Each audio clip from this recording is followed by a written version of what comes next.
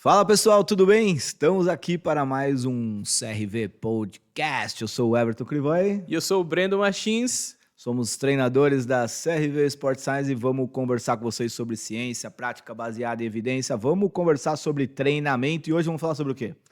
Sobre hipertrofia novamente. Então, a gente já teve um episódio que nós falamos sobre as variáveis que estão associadas ao treinamento de força e como elas interferem em hipertrofia, né? Então, a gente já falou sobre intensidade, volume de treino, frequência e assim por diante. Mas ficou prometido naquele vídeo que nós falaríamos sobre as variáveis fisiológicas, certo? Certo. Então, se você não viu, né, as variáveis de treinamento, vai lá, puxa o vídeo lá que a gente fala sobre volume e intensidade. Mas vamos recapitular eu vou deixar também, o né? link aqui na descrição para ficar mais fácil para vocês. Seria como se fosse a parte 1 do episódio de hoje. Mas Vamos recapitula pra gente recapitular, aí. vamos falar um pouquinho. O que mais importa, então vamos lá. Eu vou para academia, vou treinar. E meu objetivo é aumentar a massa muscular. A variável que mais importa ali que a gente falou é volume de treino, Uhum. né? Tem até uma explicação simplista até, mas a gente fala que para ganhar força eu preciso de intensidade, eu preciso Uhum. fazer pesado. Para ganhar aumento de massa muscular, volume muscular, necessariamente eu não preciso fazer pesado, eu preciso gerar um certo estresse ali que está muito mais associado ao volume Uhum. de treino. E aí a gente conta o volume de treino pelo número de repetições realizados vezes o peso levantado. Mas para ficar mais fácil a brincadeira, a gente acaba tendo uma maneira mais fácil de manipular isso, que é pelo número de séries, né? É, o número de séries semanais. É exatamente isso, né? Então não importa a intensidade, né? Então, por exemplo, se você treinar até a falha com 5 ou com 30 repetições, se você fizer a mesma quantidade de séries de um mesmo exercício e no final da semana a quantidade de série por grupamento for a mesma, será a mesma hipertrofia, né? Então é isso que você falou. O que vai mudar são as variáveis de força, né? Um indivíduo vai ter mais ganho de força do que o outro, né? Quem treinou com 5 repetições vai ter mais força do que quem fez com 30. Aí tem a teoria de que quem fez mais repetições vai aumentar um pouco mais a resistência de força. Mas a hipertrofia mesmo é a mesma. A adaptação estrutural é a mesma. E Isso de forma simples, resumindo todo o episódio. Então, se você quer entender um pouco mais, assiste esse outro episódio que vai ser lá a gente muito explora importante. bastante como organizar essa carga, né? Como aumentar, mas basicamente assim a receita é: vai para academia, vai treinar, sei lá, peitoral.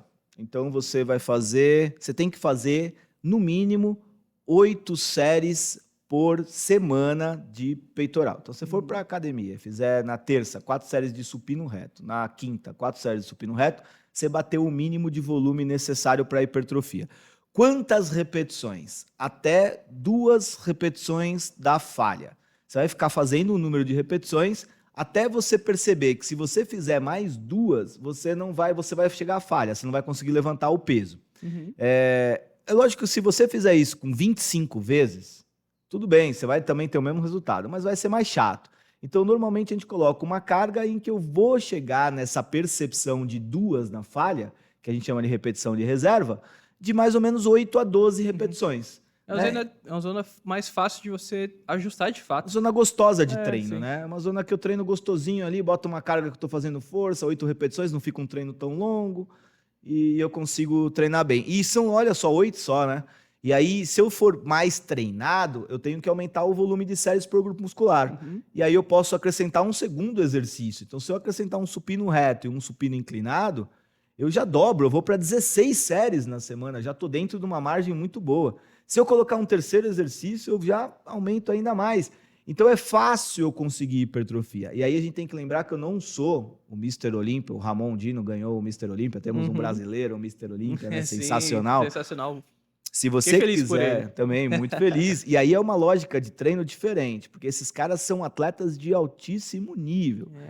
O volume de treino deles é muito maior. Eles precisam se preocupar mais com a técnica, alavancas ali que eles estão fazendo o movimento para ter uma simetria muscular. Vai ter que se preocupar de verdade com a seleção do exercício, pensando em hipertrofia regionalizada. Nesse nível, começa a ser muito mais importante. Eu, com o meu essa peitinho questão aqui, Breno, você acha que eu preciso preocupar com hipertrofia regionalizada? Não, você precisa se preocupar com hipertrofia. Depois se eu fizer 16 se preocupa séries de com supino isso. reto, vai resolver meu problema, certo? Então não precisa também, você que vai pra academia, não precisa ficar fazendo 500 mil exercícios, exercício que eu não gosto, mas eu tenho que fazer, só se você estiver num nível já de mais rendimento, né? Aí, senão, não, certo? Mas nós vamos hoje nem falar sobre isso, hoje o Breno vai trazer aqui pra gente um pouco mais de mecanismo. A gente vai tentar entrar um pouco mais na parte de mecanismo do que realmente causa a hipertrofia. Dano muscular, estresse metabólico, estresse tensional. Existe hipertrofia sarcoplasmática e miofibrilar? Na verdade, é meio difícil isso existir. Fatores genéticos. Então, o Breno vai trazer pra gente um pouco mais essa parte de fisiologia. É isso aí. Quando a gente fala sobre todas essas variáveis, né? Então, por exemplo, quando há a pergunta assim, quais variáveis fisiológicas ali, né, que geralmente estão associadas com hipertrofia? Todo mundo já pensa em algumas, como a tensão mecânica, o dano muscular, o estresse metabólico, as respostas hormonais, a expressão gênica e assim por diante, né? Mas vamos tentar esmiuçar um pouquinho mais cada uma delas, né?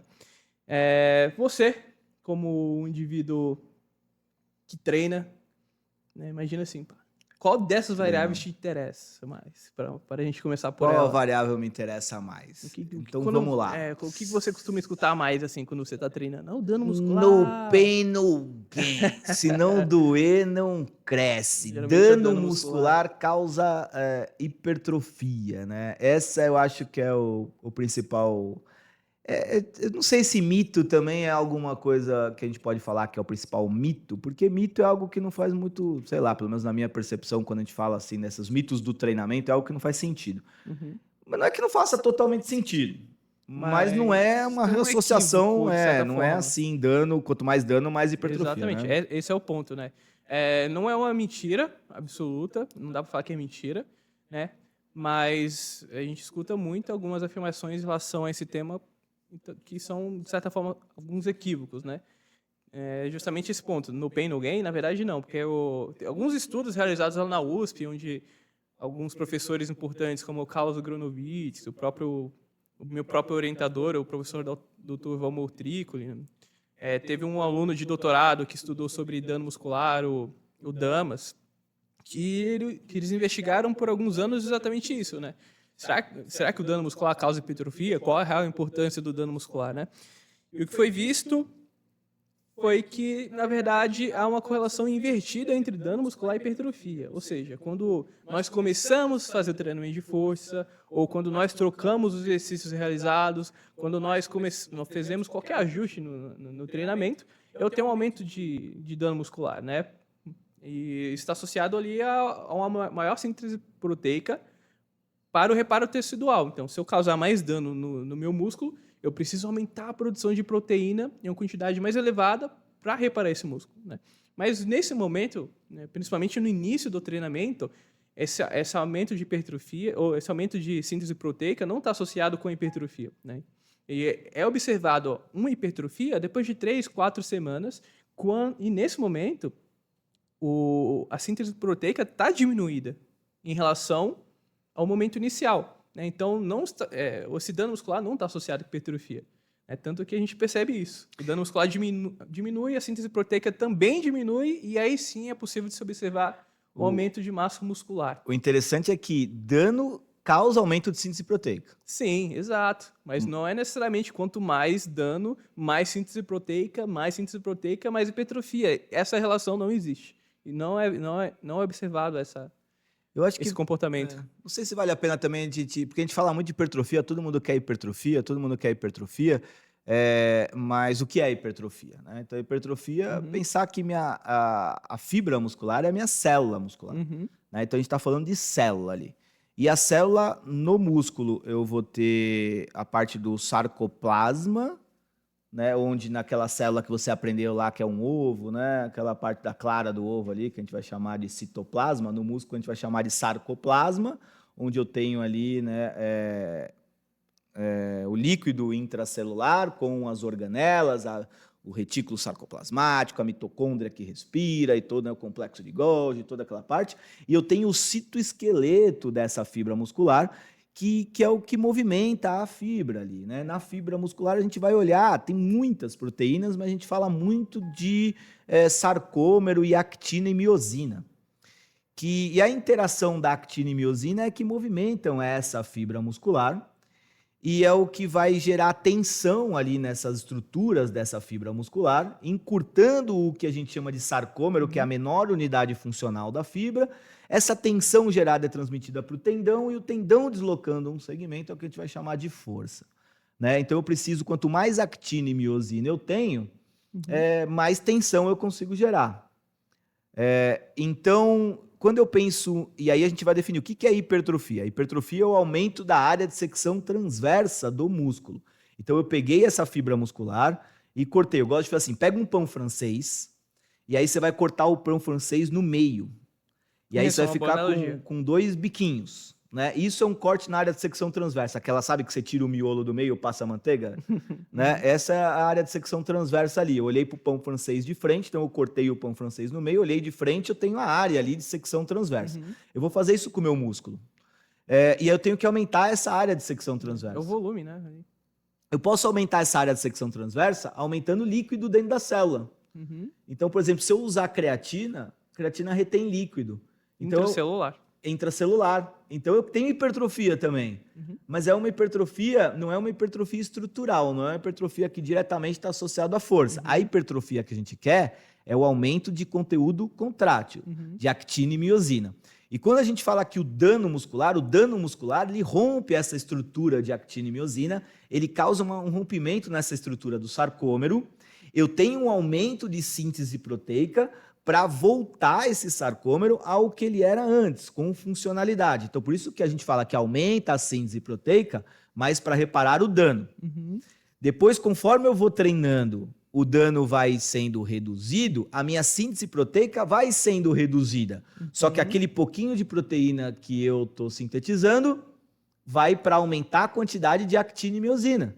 Aumentar esse citoesqueleto dessa fibra muscular. Exatamente. E aí eu fico mais forte. Aí eu aumento a área de secção transversa, porque eu estou aumentando o conteúdo ali de proteico dentro dessa fibra muscular. Né? Exatamente, né? E a gente percebe essas adaptações ali em questão de algumas semanas, né?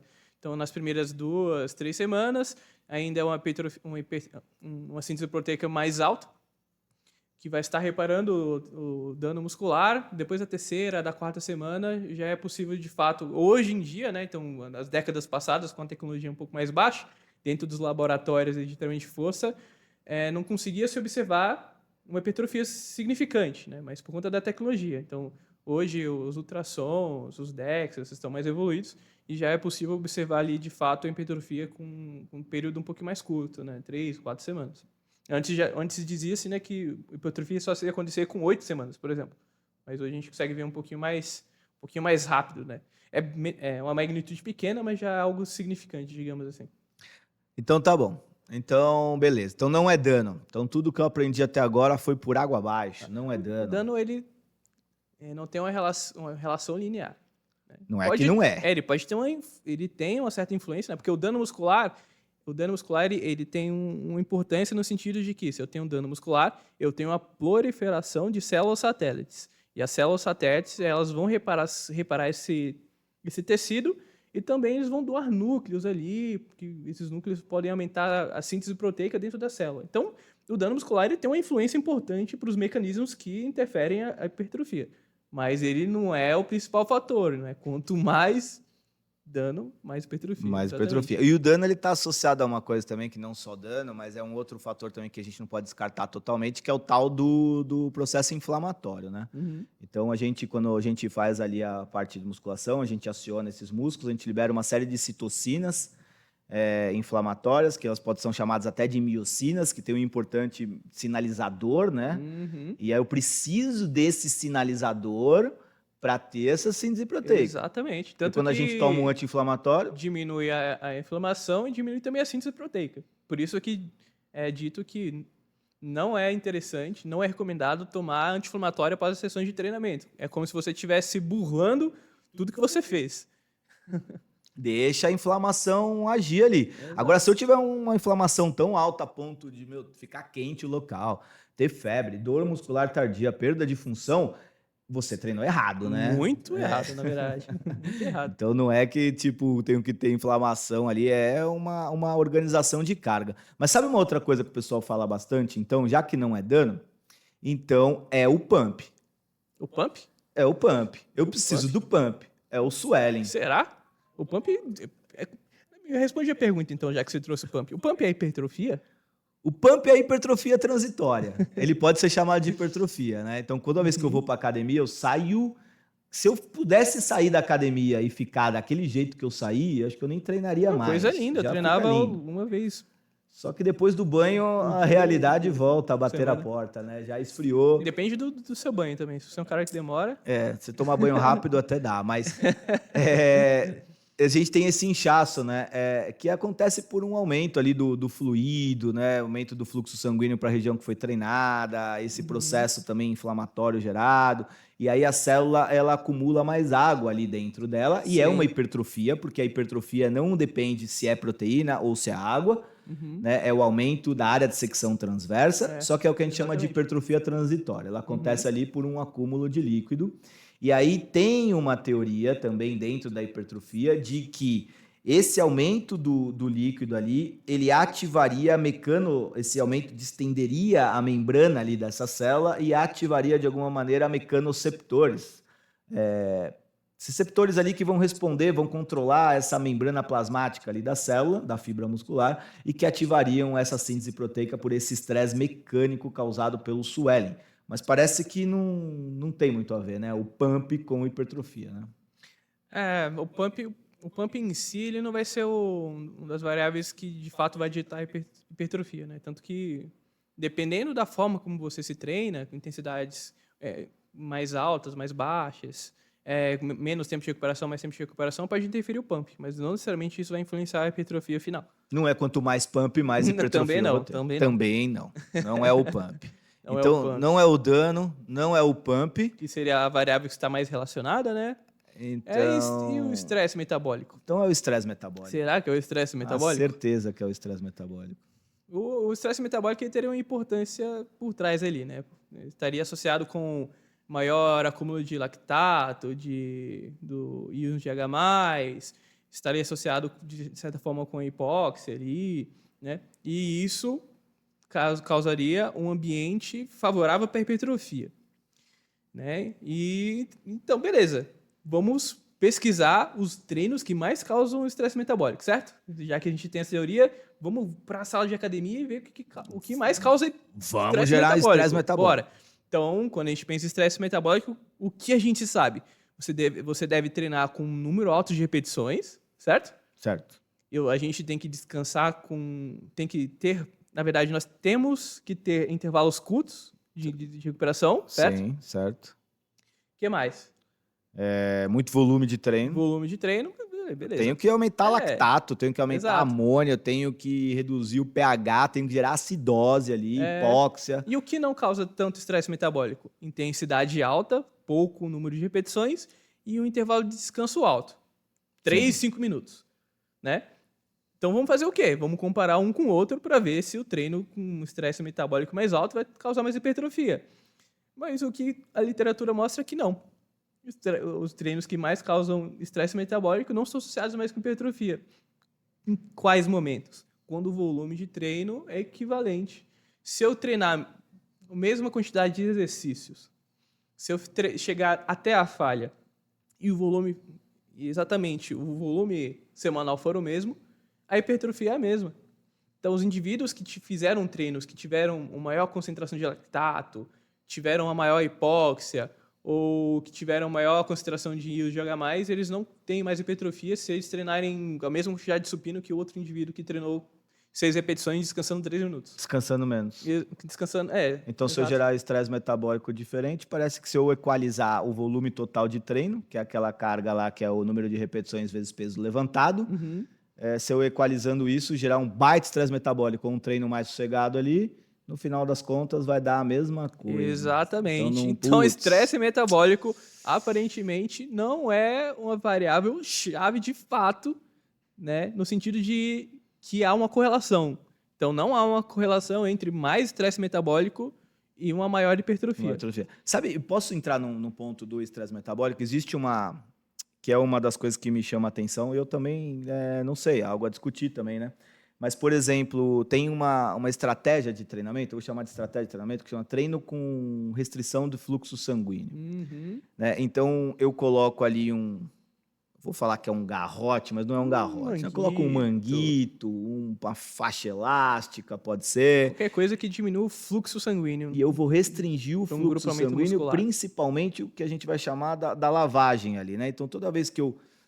lavagem ficou meio feio, né? Mas toda vez que eu contraio o meu músculo ali, eu vou gerar esse estresse, o sangue chega e o sangue vai embora pelas veias, né? Chega ali pelas arteríolas, capilares, vai embora pelas vênulas e as veias. Então, esse garrote é uma restrição venosa ali, né? Então, ele consegue... O sangue até vai chegar, mas ele vai ser impedido de sair dali. Então, eu consigo manter aquele estresse metabólico naquele ambiente. E parece que esse estresse causado pela oclusão tem um papel importante no aumento da massa muscular, né? Então, quando eu olho para a importância da parte metabólica, sempre eu tenho uma pulga atrás da orelha, porque eu consigo manipular tensão e metabolismo ali, vamos dizer assim, colocando esse treino de oclusão, e eu consigo ter resultados interessantes, né? Mas a gente não dá para isolar uma variável só, né? Exato. E esse treino, na verdade, esse método de treino está muito mais associado a pessoas que têm algum tipo de lesão, né? Pessoas que não podem levantar muito peso, coisas assim, porque a partir do momento que você diminui o fluxo sanguíneo de um grupamento muscular, você vai conseguir chegar até a falha com um número de repetições baixo e com uma sobrecarga muito menor. Então, para pessoas que têm algumas patologias articulares, por exemplo, aí vale muito a pena de fato, né? Porque as evidências mostram que é exatamente isso, né? Você consegue ter uma hipertrofia tão significante quanto fazendo um volume total de treino menor, né? Porque você tá com muito menos peso, com o número de repetições baixo, comparado a um indivíduo que está conseguindo pegar mais peso e um número de repetições mais alto, né? O indivíduo que está sem essa restrição de fluxo. Essa seria uma das principais vantagens. Você consegue ter uma hipertrofia muito relevante, né? Fazendo um volume de treino mais baixo. Ou até quando eu preciso tirar a carga, né, articular ali de um atleta que está de alto rendimento já, que está com alguma tendinopatia, ou eu quero só simplesmente tirar um pouco da intensidade para preservar a articulação, tendão, eu posso usar essa estratégia. Mas se não é, então, metabolismo, então é tensão. Tensão? Tempo sobre tensão. Será que é tempo sobre tensão? Define pra gente o que seria tempo sobre tensão. Tempo sobre tensão. Então, vamos lá. Eu contraí a actina e miosina. Então, contraído ali. Isso é o que está gerando a tensão, né? Essa fibra gerando essa tensão. E quanto mais tempo, mais estresse tensional ali, mais contração, mais actina e miosina eu tenho ligando, né? E ali uma ligada na outra, isso está aumentando essa tensão. Então, por exemplo, se eu for fazer um movimento e eu faço um movimento rápido, eu tenho muita tensão ali de actina e miosina, mas o tempo que eu fico em contração é menor. Aí vem a ideia do tal do super slow. Então eu vou fazer o movimento bem lento e aí eu faço o quê? Aumento o tempo sobre tensão. Aumento o tempo em que essa fibra está sob tensão em cada repetição. O problema do tempo sob tensão é que também tem uma viagem ali por trás, né? Porque se eu fizer um movimento muito lento, o tempo sobre tensão em cada repetição aumenta, mas eu faço um número de repetições bem menor dentro da série e dentro da sessão de treino do que se eu fizer um movimento mais rápido. Então, o tempo sobre tensão acumulado pelo número de repetições que eu fiz ao final de um programa de treinamento vai acabar sendo maior quando eu faço rápido do que quando eu faço lento. Exatamente. Esse é o ponto. Alguns estudos tiveram alguns erros metodológicos quando eles tentaram comparar tempo sob tensão e hipertrofia. Por exemplo, é exatamente isso que você falou. Se eu fizer uma fase concêntrica de 2 segundos e uma fase excêntrica de 2 segundos, eu vou conseguir fazer menos repetições do que se eu fizer uma fase concêntrica com 1 segundo e uma fase excêntrica com 1 segundo, certo? Esse é o problema. Se eu tiver um estudo, se eu comparar indivíduos que fizeram o mesmo número de repetições, o grupo que fez com um tempo de contração mais lento, ele chegou muito mais próximo da falha dentro de cada série do que o outro grupo, tá? Então, de certa forma, a gente perdeu o controle de outras variáveis, né? Então, o que seria interessante? Vamos fazer o seguinte, vai ter um grupo de 2 para 2, 2 segundos na fase concêntrica e 2 na excêntrica, contra um grupo de 1 para 1, 1 segundo na fase concêntrica contra 1 segundo na fase excêntrica. Só que os dois grupos vão chegar até a falha. Aí eu acho que já fica um pouco mais controlado, né? E os estudos, quando eles fazem isso, um grupo vai fazer um pouco mais de repetições que o outro, né? Um pouquinho mais. E o grupo que fez mais rápido vai fazer um pouco mais de repetições. E no fim a hipertrofia vai ser a mesma, né? O que é mostrado na literatura, na verdade, é que não tem diferença de hipertrofia quando eu tenho execuções que duram de meio segundo a 8 segundos, tá? Se eu for até a falha dentro de cada série e a minha execução durar de meio segundo a 8 segundos, a hipertrofia vai ser a mesma, tá? Teoricamente, o tempo sob tensão dentro de cada repetição varia muito, mas aí, quando a gente vê o tempo sob tensão na série inteira, acaba se equivalendo também. Aí que tá, meio segundo a 8 segundos. O super slow, na verdade, ele pode prejudicar. Séries com repetições lento, né? muito, muito lentas vão afetar negativamente a hipertrofia, na verdade.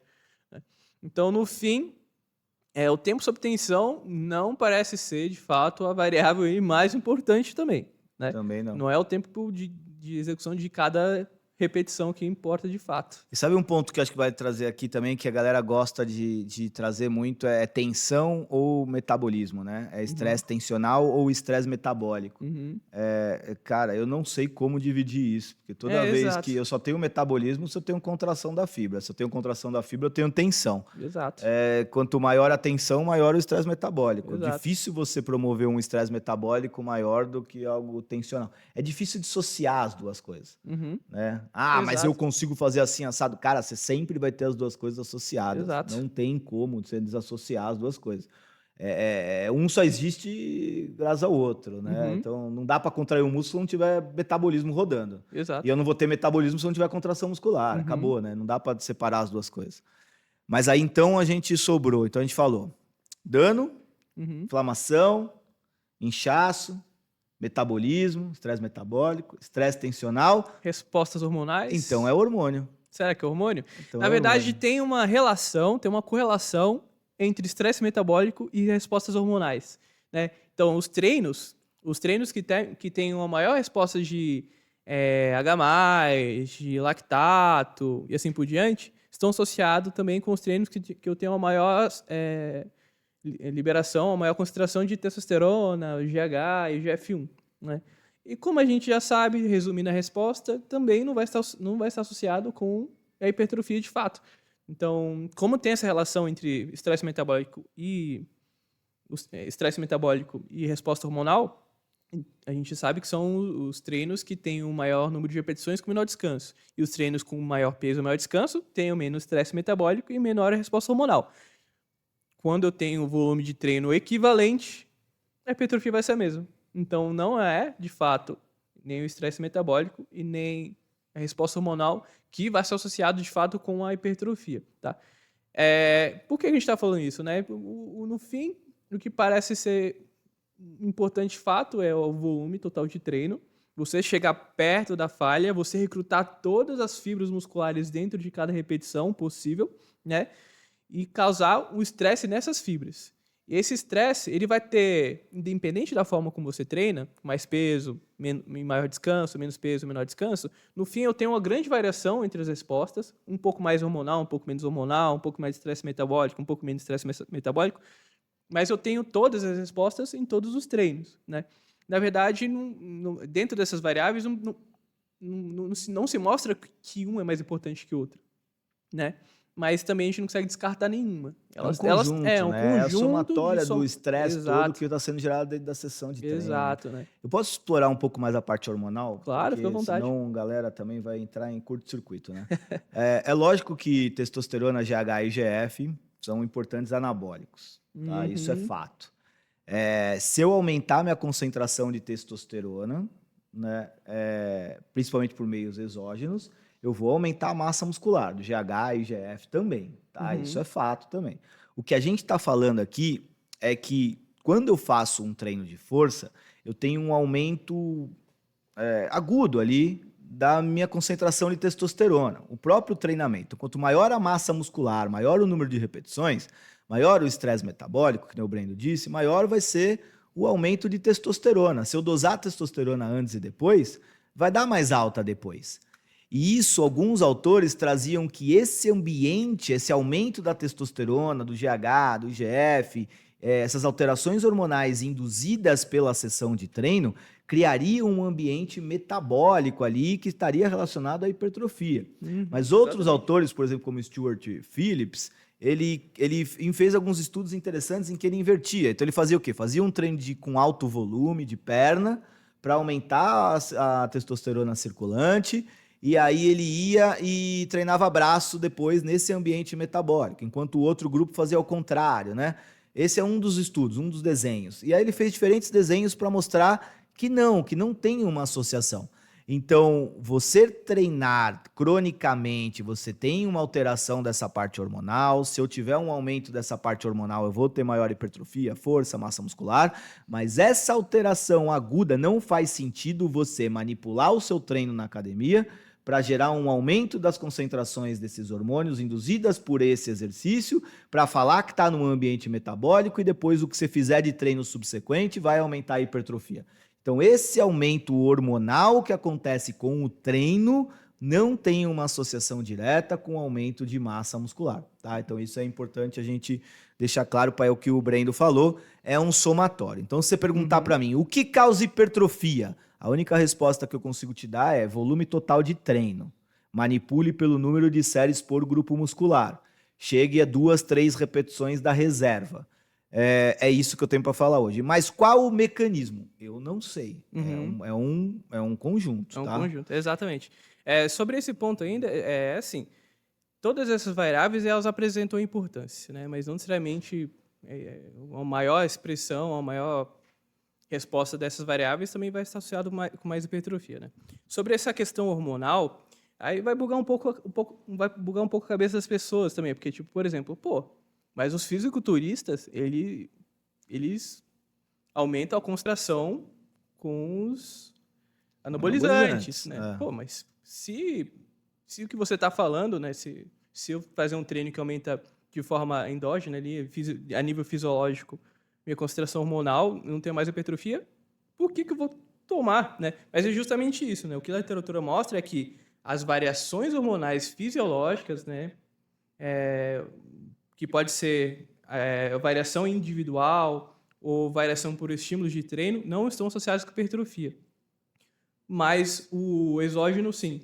Mas é porque é uma diferença absurdamente maior do que a nível fisiológico.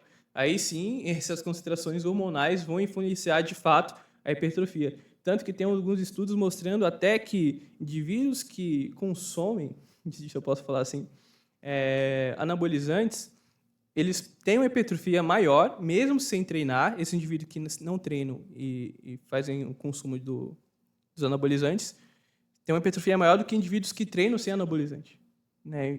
Nas semanas iniciais. Isso é loucura, né? Caraca, Só o como fato é de aumentar a potente isso. testosterona já causa aumento de massa muscular, Exatamente. né? Mas a nível fisiológico não vai influenciar. Então, o seu amigo que tem um pouco mais de hormônio que você no exame, ou o seu amigo que treina com pouco tempo de descanso, com mais repetições, não vai hipertrofiar mais do que o que treina com mais peso e mais tempo de descanso. A gente não vai entrar nesse assunto também, mas eu acho que vale a pena a gente frisar, porque tá na moda, tá bonito tomar anabolizante, né? Então a gente vê aí os fisiculturistas, é legal que o fisiculturismo está crescendo, mas a gente vê uma apologia forte ao esteroide, né? Então, toma um esteroide aqui, é médico prescrevendo esteroide, os caras falando em podcast com orgulho que já experimentaram todos os esteroides possíveis, né? Então vale a pena, depois a gente pode voltar aqui, a gente convida até o Marcelo, que trabalha com esteroide. Eu fiz uma boa parte da minha linha de pesquisa com esteroide anabolizante, meu mestrado com isso. Não existe dose segura de esteroide anabolizante. Mas o médico que prescreveu, então muda de médico. Não existe dose segura para anabolizante. É o risco. Não existe dose segura de álcool. Você quer tomar uma cerveja, aceita o risco. Não existe uma dose segura de esteroide, nem prescrito por médico, nada. É o risco. Aí você vai ter que pesar o quanto que eu estou disposto a poder desenvolver uma patologia, um dano cardíaco, alguma coisa assim, ou ficar grande, tá? Mas não caia na resenha de que é normal normalizar esteroide anabolizante, que eu fico monstrão e todo mundo toma e médico prescreve, mas eu fiz exame, eu tomei remédio para proteger fígado. Não existe isso, beleza? Mas a gente não vai entrar nisso a ponto. Agora eu vou entrar num ponto com o Brendo, que é o seguinte. Eu comecei... Você quer falar? Pode falar. Eu tenho mais um... Seguindo essa linha ainda, né, sobre essas variáveis, muita gente ainda me pergunta sobre expressão gênica, sobre os genes que são associados com hipertrofia. É isso que eu ia te perguntar, sabe por quê? Ponto? É nesse ponto. Então deixa eu voltar para te perguntar então. Vamos lá. Eu fui treinar com meu amigo. Eu tinha mesmo um cara que a gente conhecia lá, que treinava e não ficava grande. O cara fazia acho que 3 barras na semana e ficava gigantesco. Então tem gente que vai, treina e já desenvolve uma massa muscular muito mais rápido. E tem gente, por exemplo, como o nosso querido orientador, que treina a vida inteira, mas ele perde músculo, acho que quanto mais ele treina. É o maior pesquisador, um dos maiores pesquisadores do mundo, um dos maiores do Brasil, consegue e é o menor cara do grande. laboratório. Ele orientador todos os outros mestres doutores lá da USP. Então tem cara que responde ao treinamento, tem cara que não. E aí acho que está associado ao que você ia falar, né? Genética influencia nisso? Cara, pelo que a literatura mostra, a genética não é um fator tão relevante assim, não um dos fatores mais importantes. Para quem se interessa, tem um estudo do Anglieri, né, do Vitor Anglieri, acho que foi publicado em 2022, que buscou investigar exatamente isso, né? Quais variáveis estariam associadas com a hipertrofia de fato. Então, ele fez um estudo cruzado, né? Indivíduo ele treinou, por exemplo, um treino tradicional com uma perna, ou seja, eu não lembro exatamente como é o protocolo, mas segue numa linha parecida de uma periodização clássica progressiva, né? Entre 8 e 12 repetições, chegando até a falha, por aí, e assim por diante. Enquanto a outra perna fazia variação de treino sempre, né? Um treino com um número de repetições mais alto, um treino com um número de repetições mais baixo, outro com recuperação mais alta, outro com recuperação mais baixa, assim por diante. Tentando investigar justamente essas questões, né? Domínio mionuclear, né? Número de mionúcleos, as células satélites, expressão gênica, assim por diante, né? E esse estudo responde muito bem essa pergunta, né? Pensando sobre expressão gênica. Nesse estudo, ele traz, às vezes, os genes que estão associados com hipertrofia, não vou trazer todos agora, né? Mas, cara, é uma bagunça danada. É uma bagunça danada no sentido de que não tem uma correlação. Por exemplo, alguns indivíduos que tiveram mais hipertrofia, eles tiveram maior expressão gênica dos hormônios, ou dos genes que estariam associados com hipertrofia. Mas também, indivíduos que tiveram muita hipertrofia, eles têm uma menor expressão gênica desses mesmos genes, né? O que é loucura. Então, pô... Responsabilidade ao treino não está associada a responsabilidade ao treino mais não, um gene do que outro. Exatamente. Né? Responsabilidade ao treino não está associado com essa expressão gênica de fato. A gente sabe que existe um fator de responsivo e não responsivo, né? Tem gente que responde ao treino, tem gente que não responde. Mas não é sobre expressão gênica. Mas a gente não consegue ainda bater o martelo. Ele traz uma relação relevante. Possivelmente, uma das variáveis que estão relacionadas com a hipertrofia, para os indivíduos que são mais responsivos e menos responsivos, estão associados com o domínio mionuclear, né, quantidade de mionúcleos e proliferação das células satélites. Só para lembrar, né, as células satélites elas são algumas células que estão responsáveis pelo reparo tecidual. Então, quando a gente tem um dano muscular, a célula satélite ela tem esse movimento ali, faz a reparação. E depois de algumas sessões de treinamento, ela doa um núcleo para a fibra muscular. Então, essa fibra muscular vai ter um núcleo a mais. Só para lembrar, né? As fibras musculares, as células musculares são multinucleadas, tem vários núcleos. E é justamente isso.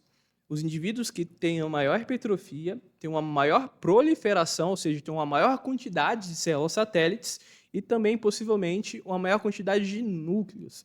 Então, não é um indivíduo que tem uma maior quantidade de hormônios durante o treino, não é um indivíduo que tem maior estresse metabólico, não é um indivíduo que tem mais genes associados à hipertrofia, mas sim, o que é visto é que é um indivíduo que tem uma maior proliferação de células satélites e as células satélites elas vão doar mais núcleos, né? Então, o núcleo dessa fibra muscular, ela vai fazer mais síntese proteica.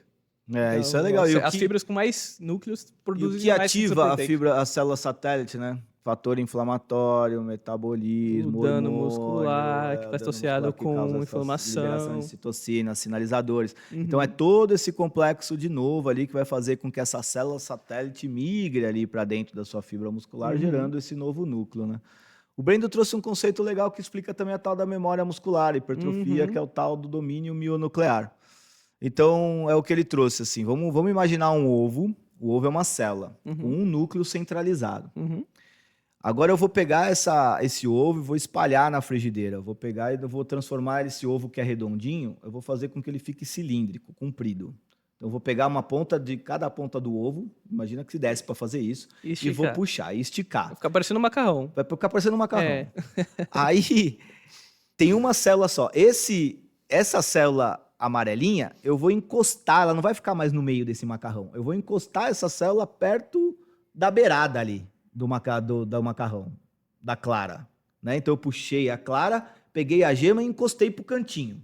Tá. Então eu tenho um núcleo que está tomando conta de toda essa clara. E esse núcleo está no cantinho.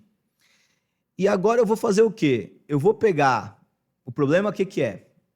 Como eu estiquei essa clara, ficou muito difícil um núcleo ali no cantinho fazer síntese proteica para todos os lugares. Então, a região da célula que está mais perto do núcleo responde melhor com proteína. A região que está mais longe vai ser meio difícil eu conseguir ter esse controle. Então, o que eu faço? Eu pego uma outra gema e coloco distante daquela gema que está lá no cantinho, no outro cantinho.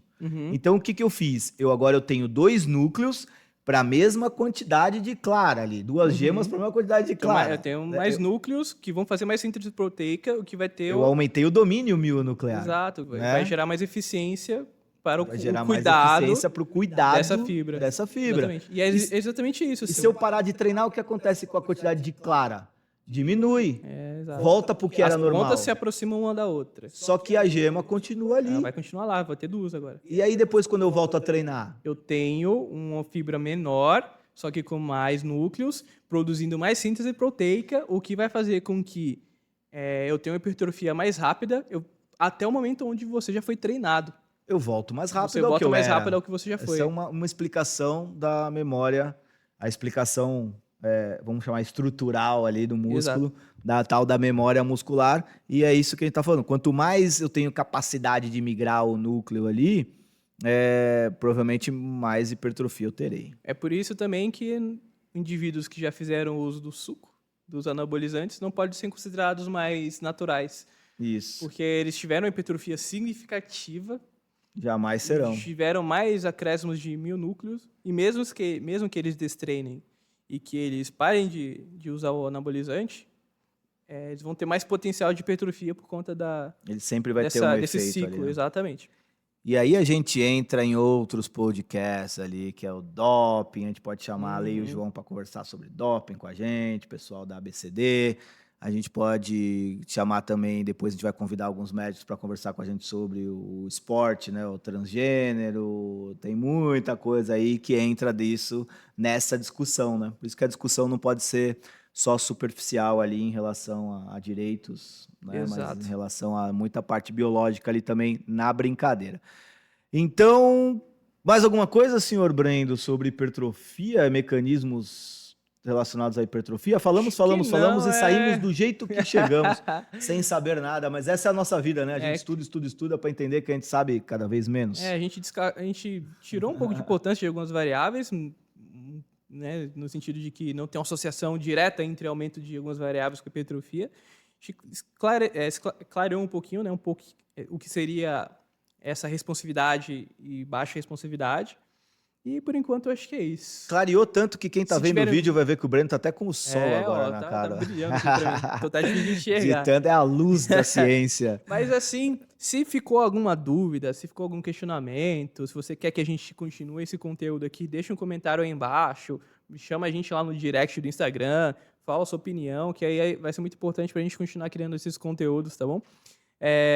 Algum recado Deixa os temas final? ali que vocês querem que a gente fale. E é isso aí. Me siga ali nas redes sociais, @EvertonCrivoy. Siga a CRV, @crv.sportscience. Siga a CRV Academy, @CRV Academy. Me siga lá no Instagram também, Brendo F. Martins. E é isso. Espero que tenham gostado desse episódio e até a próxima. Até Fui, mais. valeu!